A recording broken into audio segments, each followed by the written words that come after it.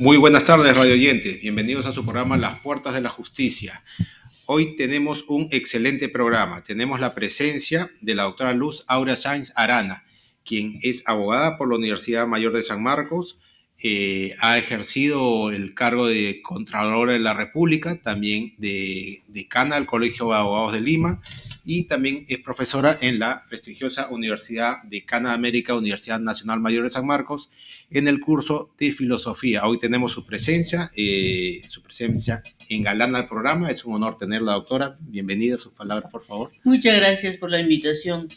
En realidad yo siempre he estado muy bien impresionada de Radio Moderna, que es democrática, sin ninguna condición, solo para decir la verdad o para ilustrar con nuestras opiniones al público, nos ha invitado. Y a mí me parece importantísimo que en estos momentos los abogados digamos algo sobre las modificaciones que se vienen haciendo, por ejemplo, de los temas de investigación de los delitos. Eso es fundamental. Y también la formación de los abogados en las universidades, dándole la exacta importancia tan necesaria y vital de la moral, la ética. Siempre que he estado yo a cargo de cursos de filosofía del derecho o de introducción a las ciencias jurídicas en las distintas universidades donde he enseñado y sigo enseñando aún, he exigido que hayan cursos de ética, hasta 2, 3 cursos, para formar a los estudiantes de derecho. Es importante que los abogados enseñen cómo se entiende y cómo se tiene que ejercer y aplicar en la vida real la moral, la ética, las obligaciones y los deberes profesionales con transparencia, respetando los grandes principios que hay y que son universalmente válidos, como la verdad, la justicia, la libertad, la democracia, que es otro de los valores que hay que respetar muchísimo. No debe jamás un abogado imponer ninguna situación que favorezca la dictadura, que favorezca la limitación de las libertades, de la opinión libre. La opinión es un derecho, solo es castigado cuando se aprovecha la opinión para dañar y ofender la moral de las personas o imputarle delitos a alguien, injusta e indebidamente. Muy bien, doctora, muy interesantes sus palabras. Doctor, sus palabras y bienvenida. No, doctora, todo muy buena tarde para nuestros radioyentes, nuestros cibernautas, y agradecerle con su digna presencia, doctora. Muchas gracias. Ya que nos va usted a ilustrar toda su experiencia que ha tenido en los diferentes cargos que ha ocupado usted, y más aún el de haber sido Contralora General de la República. ¿No? Le damos nuestra más grata bienvenida, y yo sé que nuestros radioyentes, que no solamente son los abogados, sino todo el público en general, va a tomar y real este conocimiento, ¿no?, de la realidad actual. Gracias, doctor. Muy bien, doctora, justamente tocó un tema muy importante, a razón de que es evidentemente una especialista en el tema de filosofía, y lo demuestra no solo el conocimiento, sino sus acciones durante todo su ejercicio de carreras en los diversos cargos. Le comento, dentro de los primeros programas de Las Puertas de la Justicia, uno de los temas justamente fue tocar la ética y la moral. A modo de resumen, nosotros hablamos mucho de Platón, discípulo de Aristóteles, y señalamos de que efectivamente Platón enseñaba que hay que buscar al rey filósofo, el hombre de las virtudes completas, ¿no? A veces no se llegará a encontrarlo, pero en ese camino el ser humano va a mejorar, ¿no? Primero encontrarán en la época, ¿no?, los grandes guerreros, al mejor guerrero, dentro el mejor guerrero, al más ilustrado, y consecuentemente se llegará al rey filósofo. Este devenir de esta búsqueda generaba que justamente es la responsabilidad moral por el amor a la polis, a lo que más adelante era el Estado, ¿no? Pero ha llegado un momento en que el Perú ha dado grandes hombres, diferentes tiendas políticas. Voy a obviar los nombres para no generar polémica, ¿no? Pero la izquierda, la derecha, donde fuese, ha tenido grandes hombres en la política. Pero actualmente justamente lo que nosotros vivimos es una crisis moral, ¿no? Una crisis ética, lo que ha señalado. Y esa crisis también creo que se ha dado o se está dando en los nuevos abogados. Vemos a los abogados nuevos muy proclives a las cámaras, a no diferenciar lo que es tener popularidad con distinción, ¿no? ¿Qué es lo que nos podría señalar al respecto, doctora? Sus palabras han sido de entrada justamente al tema. Sí, y gracias. Bueno, en los diversos cargos que yo he desempeñado también tengo el nivel de, soy doctora en Derecho y he tenido a mi cargo no solo funciones importantísimas como la Contraloría General de la República, he sido antes también fiscal nacional de delitos tributarios y en agravio del Estado en general varios años, como 9 años, y la Contraloría que dura, de acuerdo a la Constitución, 7 años.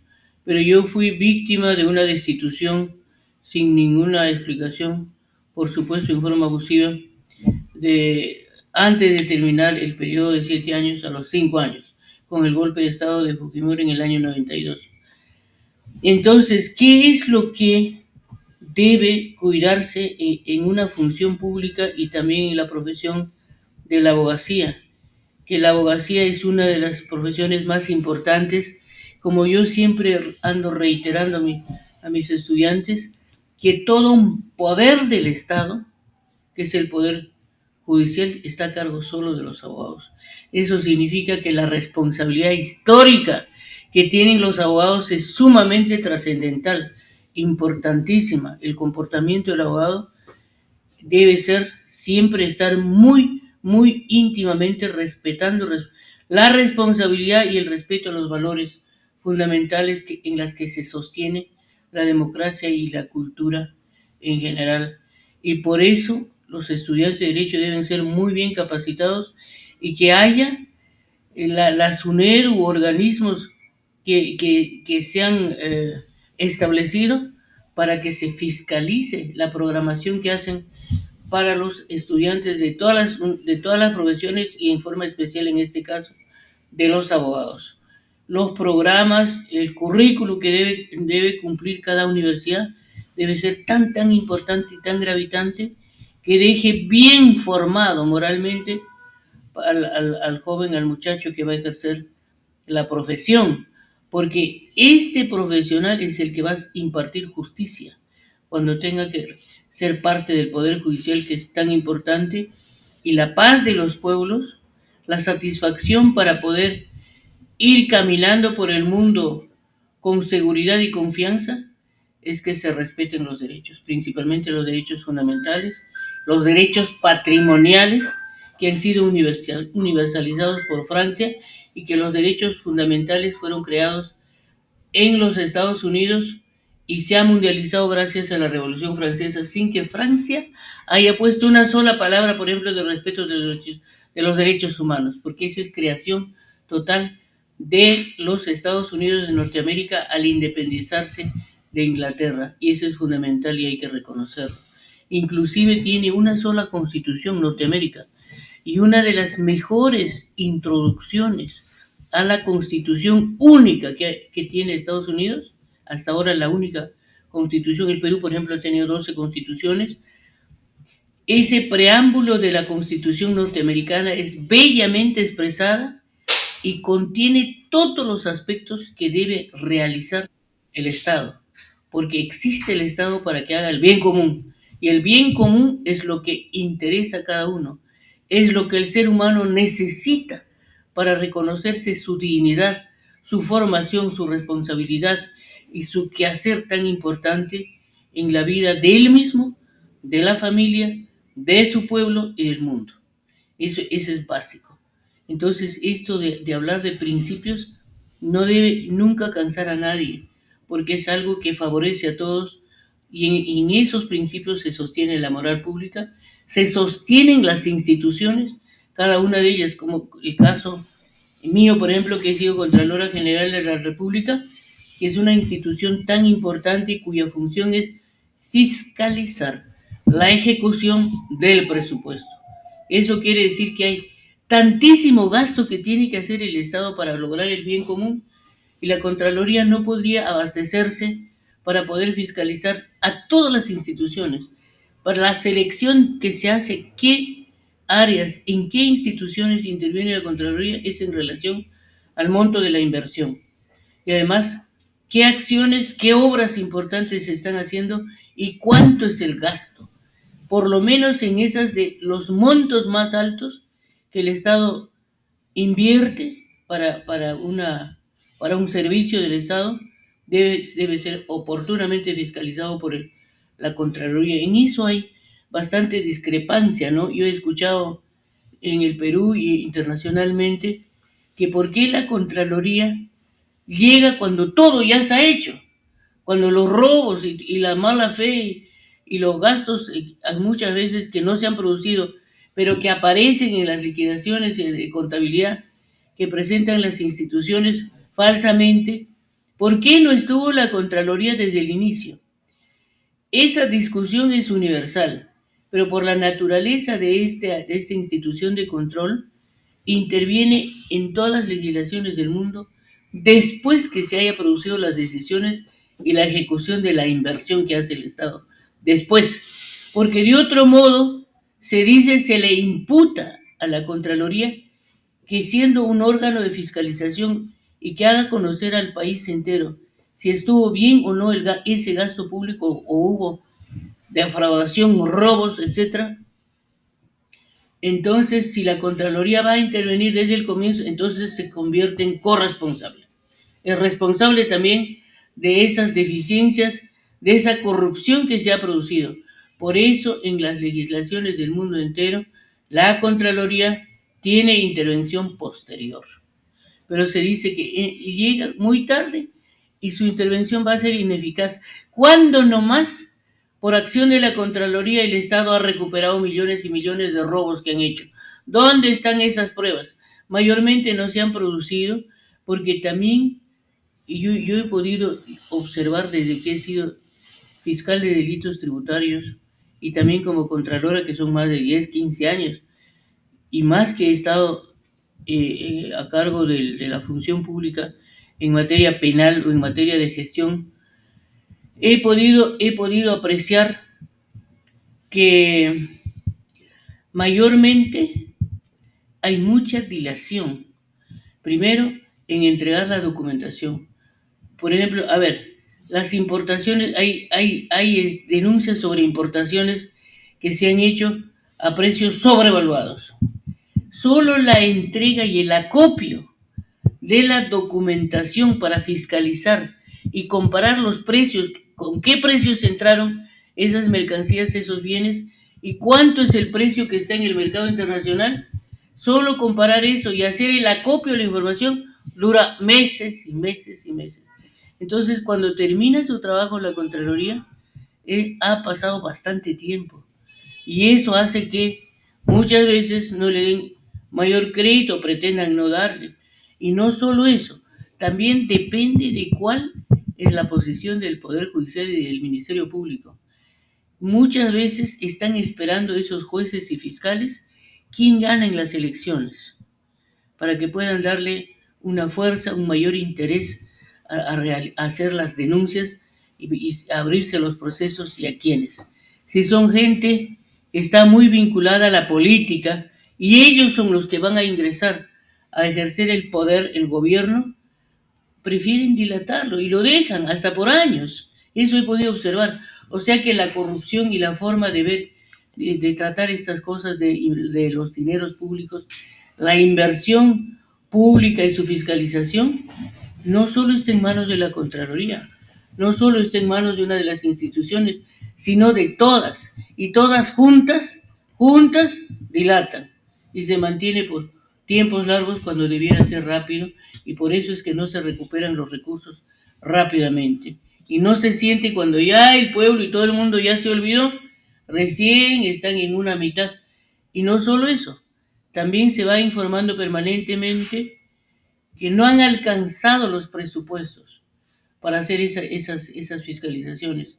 Y entonces se pide que haya una ampliación presupuestal y esa solicitud que hace el Contralor o el Ministerio Público para que continúen con esos trabajos, depende esas aperturas de nuevos Nuevo presupuesto depende que lo apruebe el Congreso de la República. Se hace la petición y demora meses y años a veces. Ahí la dilación. Doctor, Así es. Tomándoles sobre la palabra que usted ha indicado, el contralor, el último contralor saliente, Nelson Chac, hizo una indicación sobre el control concurrente. Es decir, ya no esperar cuando ya se terminó, sino yendo a ver cómo iba el avance, por cuanto, como usted sabe, ya existe lo que es la transparencia. Entonces, se va sabiendo cuánto es el presupuesto que le han dado y cuánto es lo que viene, ¿cómo se llama? Ejecutando. Lo que eso hace que la Contraloría pueda tener una mayor acción, ¿no? Porque ya informáticamente puede ir tomando conocimiento. ¿Por qué cree usted que se dio ese cambio? No se ha hecho. Es decir, ha tenido un buen resultado, porque estamos de un contador que tiene 7 años y que inició, él dijo que iba a hacer ese planteamiento y esa modificación. Y esto es lo que se ha venido ahí haciendo. ¿Cree que han habido resultados? La ley de control en todos los países del mundo establece que la intervención del que fiscaliza a nombre del Estado el gasto público, que es el presupuesto de la República, el presupuesto del Estado, debe ser posterior.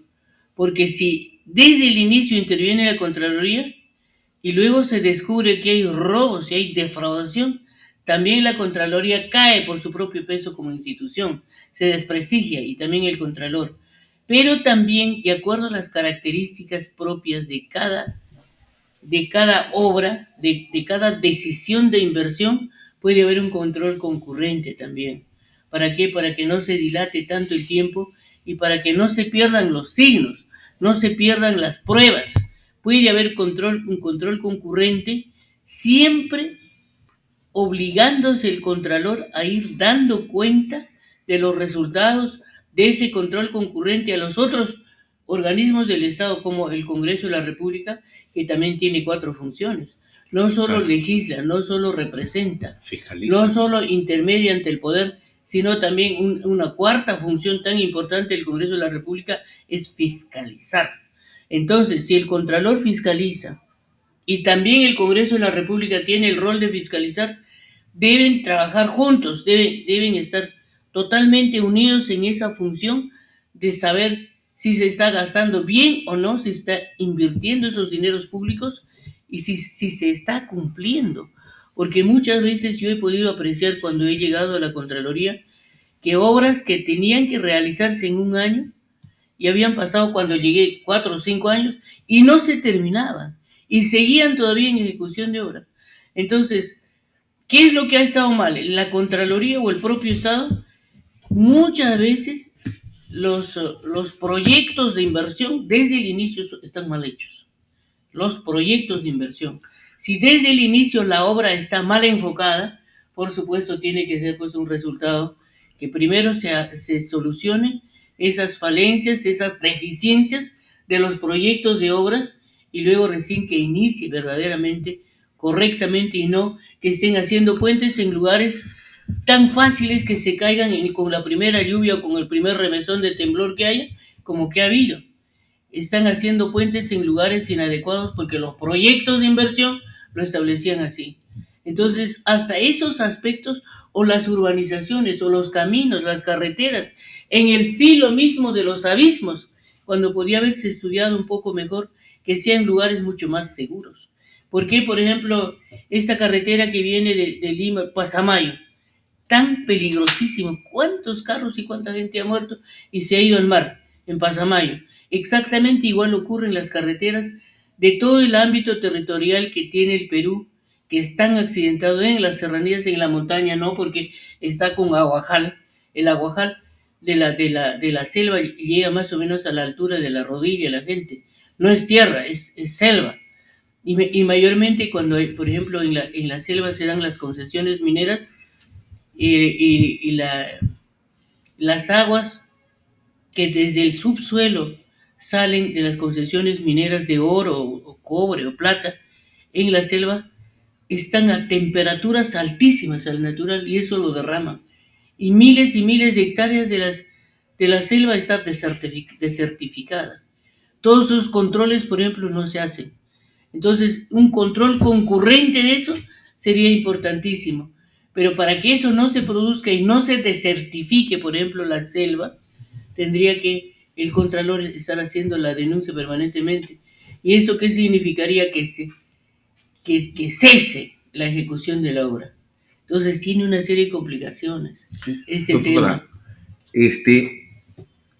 Hemos visto desde que hubo pues el golpe de Estado de 1992, la Contraloría o el contador ha perdido, como quien dice, ese peso, esa importancia. ¿Dónde cree usted que será el punto de quiebre de la Contraloría? Porque hemos visto que en los últimos contadores muchos no han tenido el conocimiento, no eran profesionales en sí, que habían terminado toda una carrera, pero que ha tenido pues gran... ¿Cuándo se desprestigió más? ¿Cuándo se ocultó más como institución? Como institución, es decir, ¿dónde es que pierde? Es decir, el contador pierde esa fuerza, ese nivel, ¿no? Porque siempre al contador se le veía por encima, porque era el que iba a controlar, a fiscalizar. Claro, él iba a liderar y hacer conocer al pueblo si se gastó o no se gastó bien en esas obras, en esas decisiones de servicios que hace el Estado, ¿no es cierto? Son muchos factores, ¿eh? Por ejemplo, golpes de Estado. En los golpes de Estado se recortan presupuestos y no entregan, no aprueban presupuestos. El propio Congreso de la República no entrega los mayores montos que requiere la Contraloría para hacer la fiscalización. Entrega tarde o nunca. Y eso es una situación dañina, muy grave.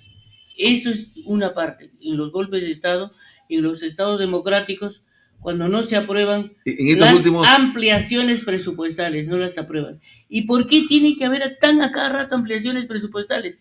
Porque los proyectos de obras, como he dicho hace unos minutos, están mal hechos. Lo que debió costar 200 millones, ponen que cuesta 100, porque está mal calculado todo. Y no solo eso, sino también nuestro territorio es tan accidentado y tiene tan características tan extraordinarias que a veces necesita una mayor inversión, aunque estuviera muy bien hecho el proyecto. Por ejemplo, hay grandes abismos, grandes accidentes, y no solo eso, sino el suelo no solo es poderosamente petrificada, fuerte, están haciendo los trabajos y hay campos de kilómetros y kilómetros que se hunden porque está lleno de agua en el subsuelo. Y encima aparentemente era normal. Entonces no se ha estudiado correctamente para hacer la inversión desde los proyectos de inversión. Y en los golpes de Estado, como digo, se retrasa más. Y no solo eso, yo he podido apreciar algo más. Cuando termina un gobierno y tiene que empezar otro gobierno, y se pide y se solicita que no se detengan las obras, no se están continuando con las obras porque el Estado no está pagando.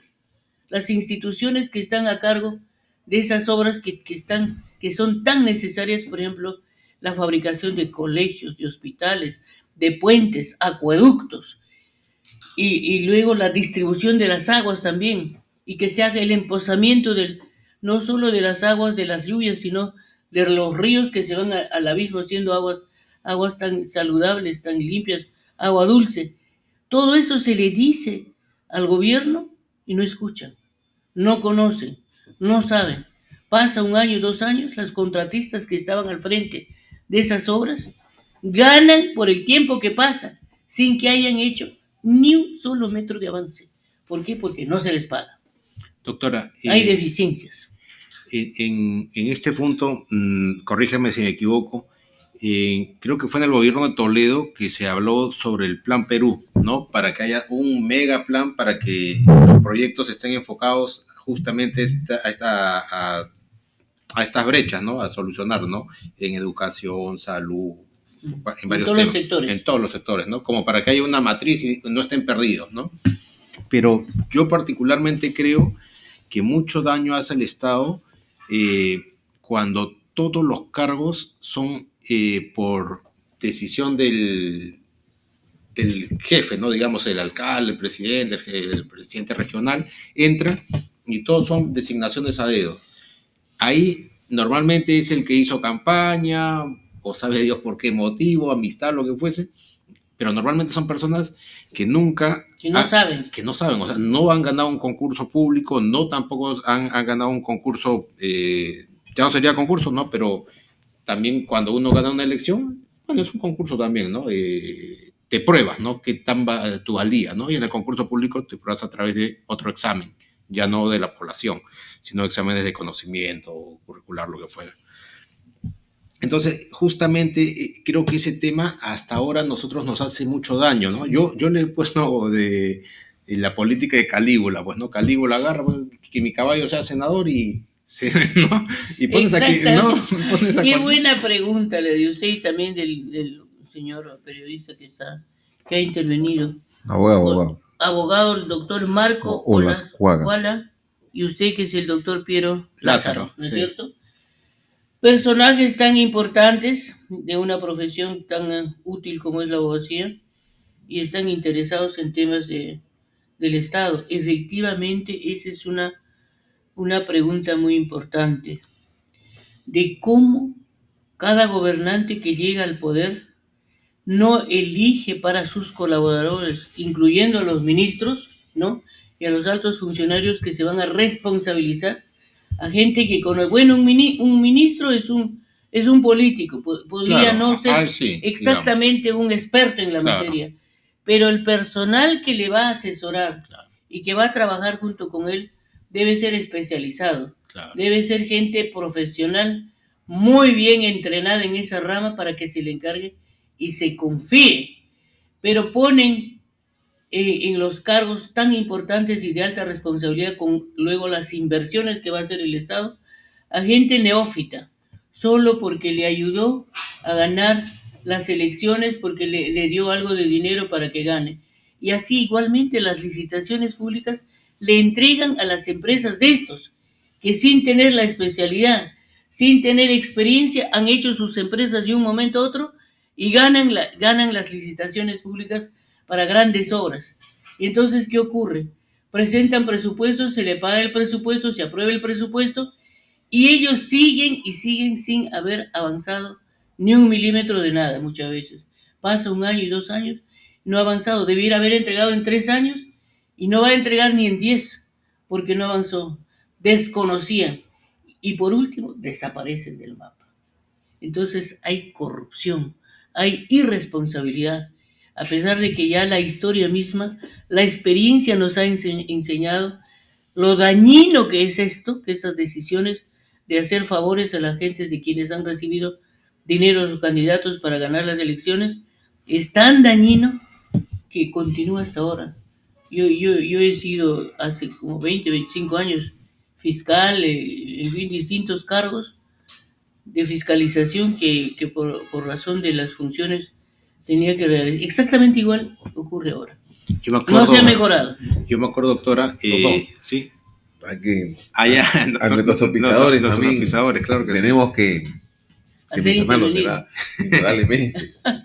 Bueno, en la Escuela de Detectives Privados del Perú, Honor y Lealtad, tiene como finalidad capacitar al aspirante a detective privado con un programa de formación profesional, con el cual prepara al estudiante con las técnicas, métodos, destrezas, conocimientos y con los procedimientos más avanzados en el área de la investigación privada. Para una mayor información puede comunicarse al teléfono 953-558-510. Muy bien, a invitar a los amigos que desean darse una escapadita para relajarse, a veces escapando del frío, al Atardeceres Solís, que queda en la ciudad de Trujillo, específicamente en las playas de Huanchaco. Son departamentos con todas las comodidades y la vas a pasar muy bien. El número de contacto es el 993243-922. preguntas por la señorita Frida Solís, y si llamas de parte de las Puertas de la Justicia, Radio Moderna, Radio Papá 930 AM, vas a tener un excelente descuento. Muy bien, doctora, justamente recuerdo que yo llevé un curso de gestión pública en el CAE, y el profesor dijo algo interesante. Justamente hablaba usted de su paso por la fiscalía, que es muy importante, ¿no? Él dijo, si vas a llevar un cargo de gestión pública, yo recomendaría algo, decía. Yo recomendaría que tengas de asesor mínimamente un ex fiscal. Un ex fiscal. Ex fiscal, sí. ¿Por qué? Porque en los delitos dolosos, bueno, no te tienes que cuidar si no tienes intención de delinquir, así simple, ¿no? Pero ¿dónde te tienes que cuidar? En los delitos culposos. Porque justamente muchos funcionarios no tienen ni idea cuando están cometiendo delitos culposos, ¿no? El peculado de uso es uno de los ejemplos típicos, ¿no? Va por ahí, ¿no? Y podríamos pasar todo el programa, pero justamente creo que eso también parte por un tema de formación, ¿no? De una buena elección del funcionario, ¿no? Porque va a genera todo un tema que lo ha descrito perfectamente, doctora. No sé si estoy en lo correcto, corrígame. Sí, está muy bien. Ese peculado de uso, aparentemente en forma inconsciente lo realizan, aprovechándose del cargo, ¿no? Claro. Utilización de gasolinas, hasta de dineros, de vehículos, de una serie de implementos que corresponden al Estado para su propio beneficio, ¿no? Y eso es muy grave y debe, por supuesto, inmediatamente la autoridad superior despertar y hacer que eso cese y sancionarse al infractor. Eso es fundamental. Nadie tiene por qué aprovecharse de su cargo, un cargo determinado, sea del sector privado, ya estamos hablando del sector público, tiene sus funciones establecidas en la propia ley. Tiene que ir para que cumpla esas funciones y no para que se aproveche y salga luego con los bolsillos llenos, ¿no? Yo siempre comento con el doctor y con varios colegas, digo, bueno, el que entre en función pública, normalmente, como ha señalado la doctora, si la cabeza sí evidentemente puede ser política, ¿no? Ministro, ¿no? Claro. Entonces el político es el que tiene la idea, ¿no? Y los gestores, digamos, ¿no? Los funcionarios son los que aterrizan esas ideas, claro, ¿no? Para eso tienen que ejecutarla. Yo siempre, lo hemos comentado con el doctor más de una vez, si van a elegir a estos funcionarios, piensen que es su empresa, ¿no? Piensen que es su bolsillo, y si realmente le pagarían a esa persona, la contratarían para delegarle una función en la cual tú vas a perder tu dinero. Porque al final de cuentas, nosotros contratamos a esas personas. La gran empresa somos nosotros mismos, el Estado somos nosotros, ¿no? El Estado se supone que damos nuestros impuestos y el Estado va a generar la mejor inversión para nuestro bienestar, ¿no? Pero, como lo ha dicho la doctora, no se elige con prudencia, digamos, ¿no? Con responsabilidad. Ese es algo. Es que hay mucho favoritismo, ¿no? Y muchos funcionarios que dicen sí a todo y vamos a ver cómo terminamos, pues, ¿no? No hay conciencia de responsabilidad que debe haber, ¿no? En el funcionario público y también el propio gobernante. El gobernante mismo tiene que dar el ejemplo con su propia conducta, eso es fundamental. Si la cabeza se turba, no hace lo que debiera hacer y da ejemplos inadecuados, el resto no va a respetar nada, se lanza por su cuenta. Y eso ocurre muchas veces para que nuestros países no desarrollen teniendo tantos recursos. Las inversiones que se hacen no hacen que prospere la nación, queda ahí estancado y seguimos en el subdesarrollo. Y ya tenemos derecho de ser de otro nivel, con inversiones que se hacen y con dineros que aporta toda la comunidad para el presupuesto. Lo que falta es gestión, lo que falta es corrección, ética, acierto, responsabilidad y también sanciones de verdad contra los responsables. Quedan en la nada si son políticos, demora tanto el juicio, 5, 6, 10 años, se perdió. Ya se murieron inclusive los responsables. Sí, así es. Doctora, una de las preguntas que estuvimos conversando también era de que llegó un momento que a la Contraloría le quitaron la potestad de sancionar, que ahora lo ha recobrado. ¿En cuánto cree usted que perjudicó esa decisión al país? Porque estamos hablando de que de que la Contraloría podía actuar de manera inmediata. ¿A quiénes benefició? ¿A las organizaciones criminales? ¿A quiénes? ¿En cuánto podemos indicar afectó a el país? Ya. El solo hecho que cuando la Contraloría surge como una institución autónoma, fiscalizadora, y que tiene que estar velando permanentemente por la correcta utilización de los recursos públicos, la ejecución del presupuesto para las que ha sido destinada en las obras y servicios que el Estado tiene que hacer. Eso es lo que corresponde a la Contraloría. Y cuanto más rápido llegue lo correcto y lo justo, y que se sancione al ladrón, al que está delinquiendo y aprovechándose de su cargo, cuanto más rápido se haga, mejor. Entonces, han habido contralores que han actuado con la mayor celeridad y que no le agradó a los corruptos. E inmediatamente lo que hicieron fue quitarle esa función a la Contraloría de sancionar. Y eso, por supuesto, ¿a quién ha beneficiado?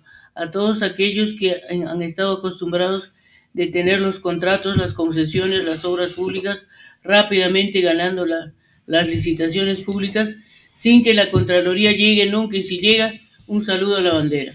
A ellos que permanentemente son los únicos que ganan las licitaciones, son los únicos que tienen los recursos, y si no lo tienen, lo obtienen por las fuentes que ellos saben. Entonces el Estado se ha perjudicado.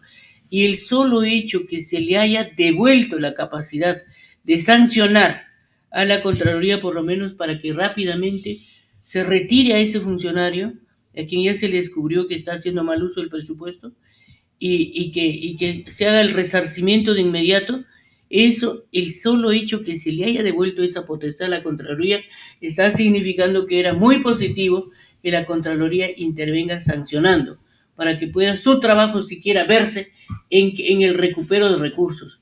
Porque mayormente en muchos países del mundo lo que hace la Contraloría queda en la nada, porque llega tarde o nunca. Y entonces no todos los países le han dado la potestad de sancionar a la Contraloría. En otros países, sobre todo los que provienen de España, se llama el Tribunal de Cuentas.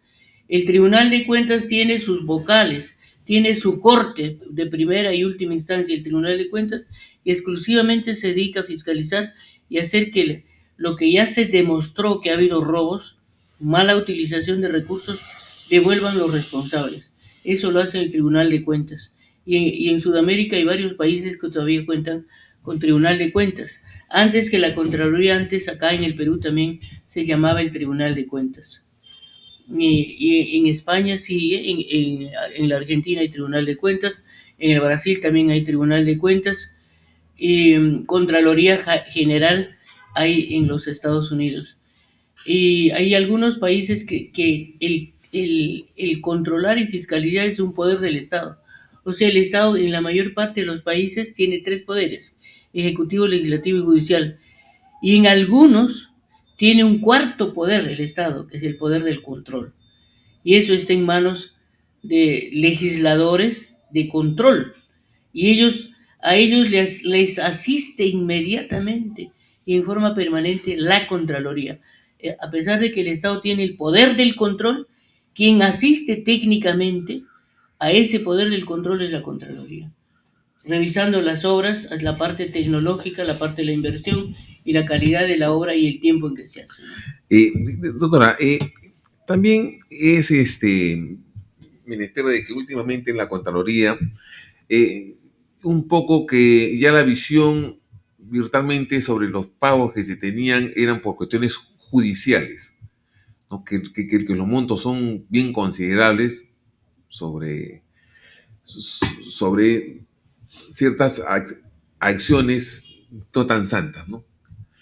Entonces la Contraloría, como tampoco se puede dar abasto, recurre a las sociedades auditoras. ¿Qué opinión le daría usted con relación a las sociedades auditoras, teniendo en consideración que estadísticamente, principalmente del resultado de ese control, estadísticamente no se llega pues No se ha recuperado nada. Sí, no se ha recuperado nada, los hallazgos son subsanables, las observaciones son... Y no se denuncia a casi a ningún funcionario, lo que da la impresión que la ejecución del presupuesto ha sido, pues, conversado. prolija, se puede decir, ¿no? Sino prolija. Sí ocurre eso, ¿ah? ¿Qué opinión da usted al respecto sobre la existencia de estas sociedades auditoras? Ya, mire, en principio la Contraloría es una de las instituciones que tiene el menor número de burócratas.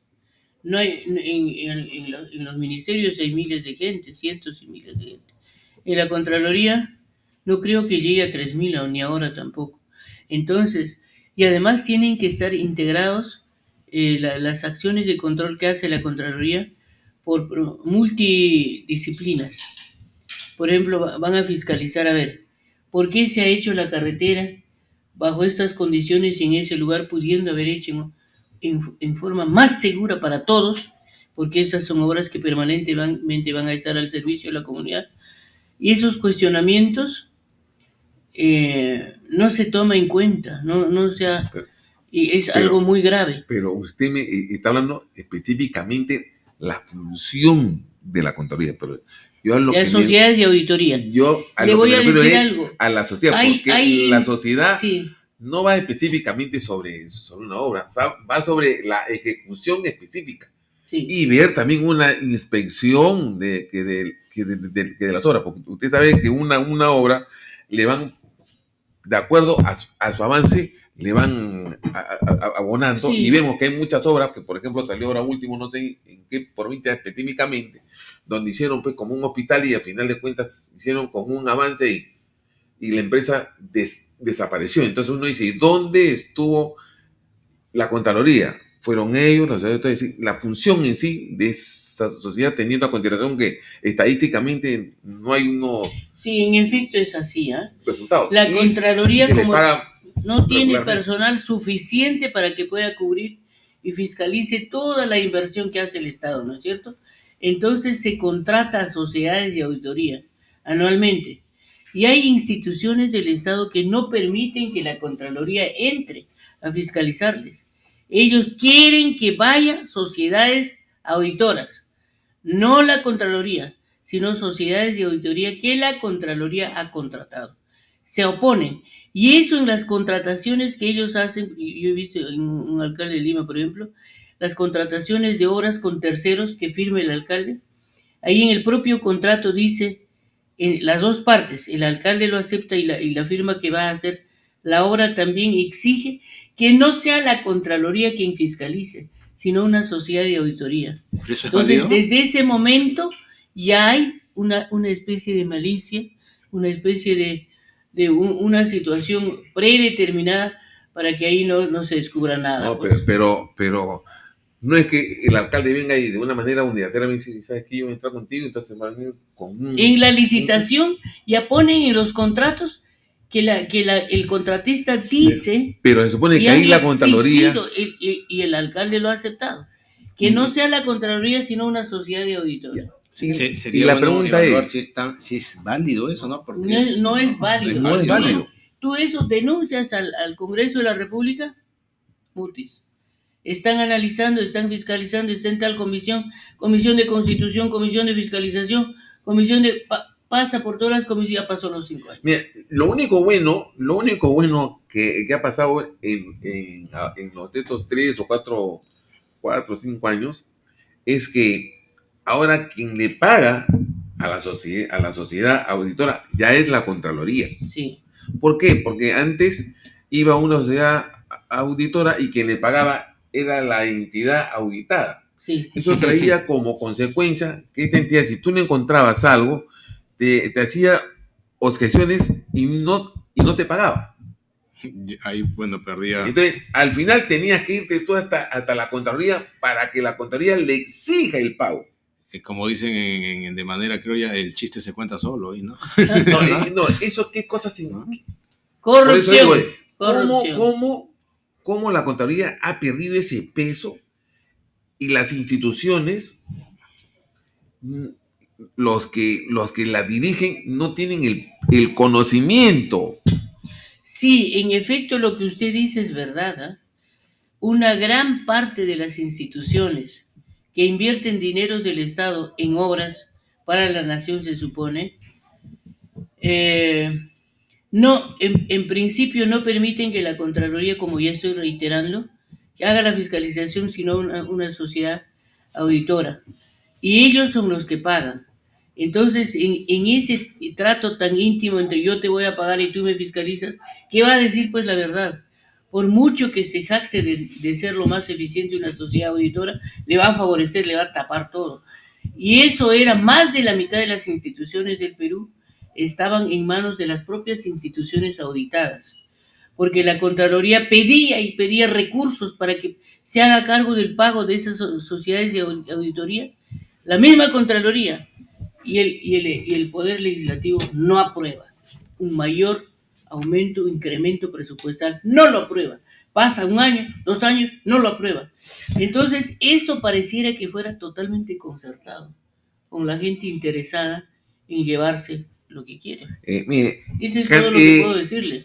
Casualmente estuvimos conversando con esto previo y te le dije, ¿no? Ahora han cambiado la forma, a pesar que hay un concurso, de la forma de elegir a la sociedad ganadora. Entonces, si nos vamos, por ejemplo, a Petroperú, esas entidades que son fuertes, solamente son 3 o 2 entidades que pueden postular. Auditoras, sí. Auditores que pueden postular. Las mismas entonces, auditoras. Hay como un relevo. Esta es, yo pienso, esta vez te lo vas tú, porque ya no puede ser el siguiente año, va el siguiente y va con el... Pero son las 3, porque han puesto, como se dice, como vallas. Porque dicen, ¿cuánto has facturado? Se han puesto de acuerdo y lo permiten. Entonces, imagínate cuánto una auditoría solamente en Petroperú, ¿cuánto cuesta? Por eso cientos de miles. Por eso que vienen empresas de afuera o que había una u otra. Y abajo han creado ya no que la sociedad tenga, sino de acuerdo al puntaje que puedan tener sus integrantes. Pero la prueba de todo ello, ¿en qué está demostrado? Por ejemplo, Petroperú ha tenido que dar el propio Estado, el gobierno, recursos, presupuesto para que siga manteniéndose Petroperú. Sí, porque lo roban, pues lo roban. ¿Por qué? Porque las sociedades de auditoría, que son las mismas y están trabajando, y ahora paga todo la Contraloría, pero la corrupción continúa. Pues. No es que lo pague, sino del presupuesto que le dan, por ejemplo, dicen... Del presupuesto. Dicen, para tal entidad le doy 20 millones. Entonces, esos 20 millones...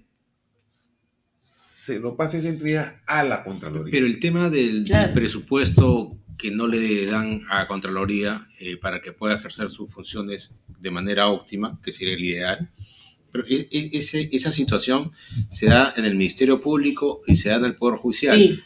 Las grandes instituciones que deberían prevenir, frenar y sancionar a la corrupción o al delito en general, siempre están sometidas a un tema económico, ¿no? Por tanto, no hay autonomía. No hay autonomía, ¿no? El Poder Judicial no tiene autonomía, Contraloría no tiene autonomía, Ministerio. Hay autonomía en las instituciones cuando pueden manejar presupuesto adecuado y que la nación entera lo conozca y los proyectos que tiene que realizar con ese presupuesto. Desde ese momento hay instituciones autónomas, en el Perú no lo hay. Claro, porque están sometidas al tema del dinero. Por ejemplo, la que ahora último estaba viendo, ¿no?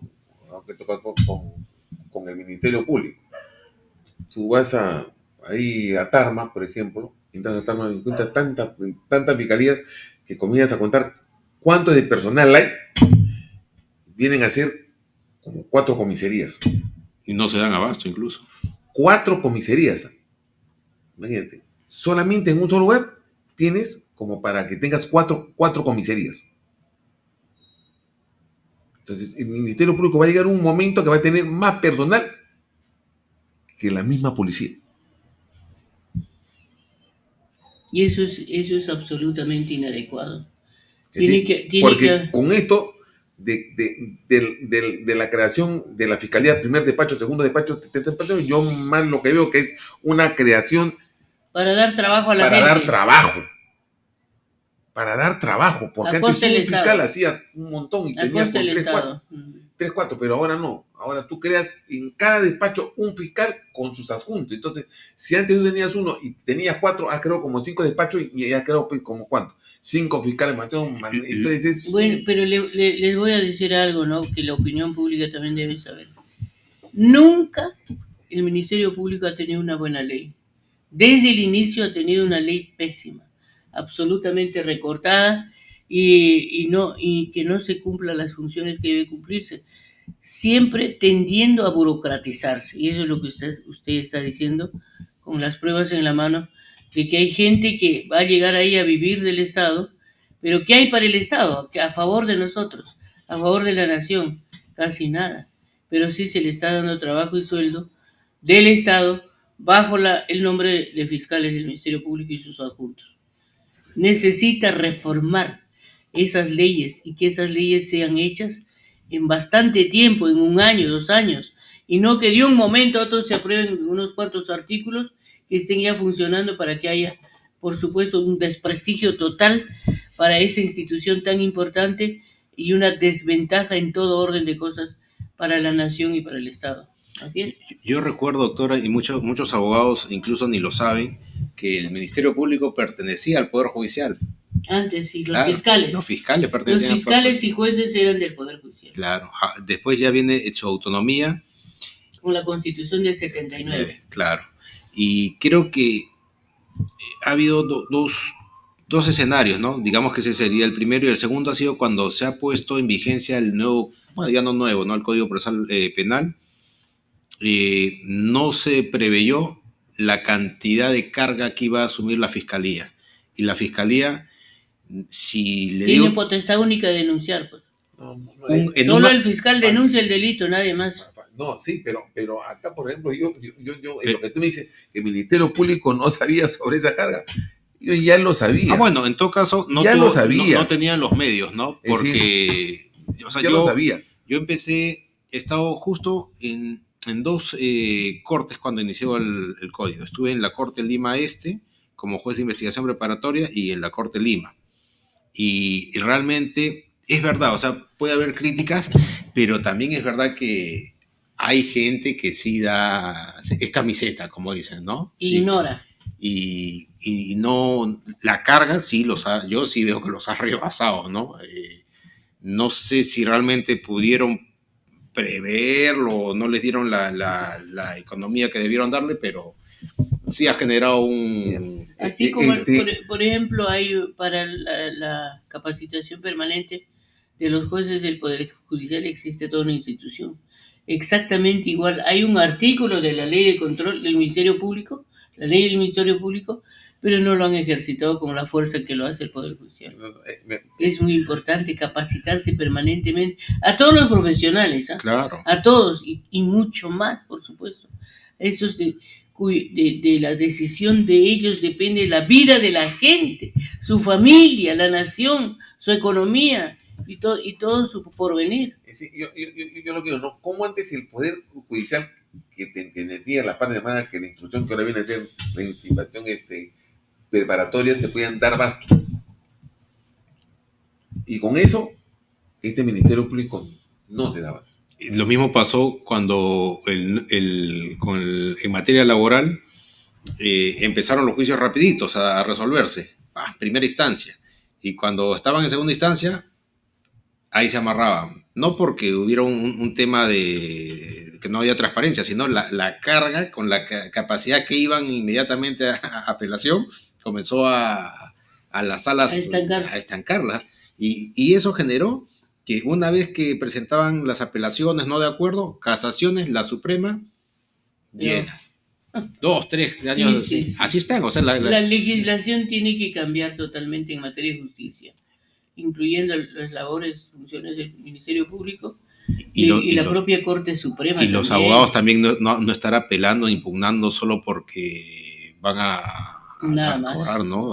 Por hacerlo nomás, ¿no? También no hay un tema de responsabilidad del propio abogado, ¿no? Sí. Hay mucho por hacer. Pero hay mucho por hacer, más que todo en el Ministerio Público y en la Contraloría. Doctora, y usted, por su vasta experiencia, ¿qué recomendaría? Que haya comisiones que se dediquen a mejorar las leyes orgánicas. Las leyes orgánicas están hechas para que se legisle las funciones de los poderes del Estado. Las leyes orgánicas para el Poder Ejecutivo, ley orgánica del Poder Judicial y ley orgánica para el Legislativo no puede haber, porque si hubiera ley orgánica para el Poder Legislativo demoraría mucho, porque una ley hay que modificarla, hay que aprobarla, proyecto de ley, etc.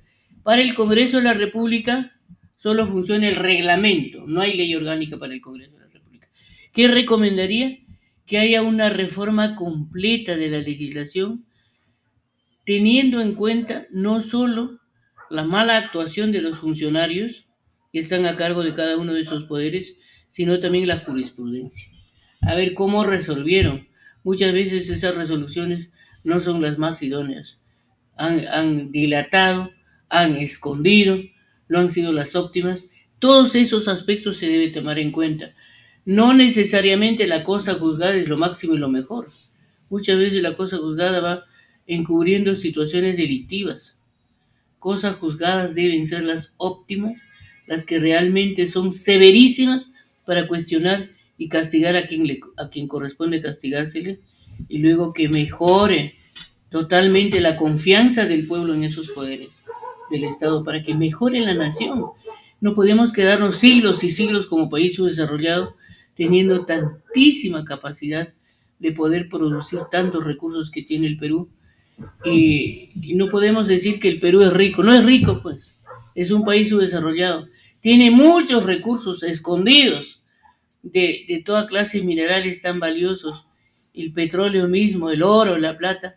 Pero hay que saber explotarlos y para eso necesita una buena legislación y líderes. Muy bien. Muy bien, doctora, le agradecemos su presencia. El tema ha sido realmente apasionante, ha pasado muy rápido, se ha quedado más de una pregunta en el tintero. Le agradecemos, ha sido una docencia realmente todo lo que ha tocado.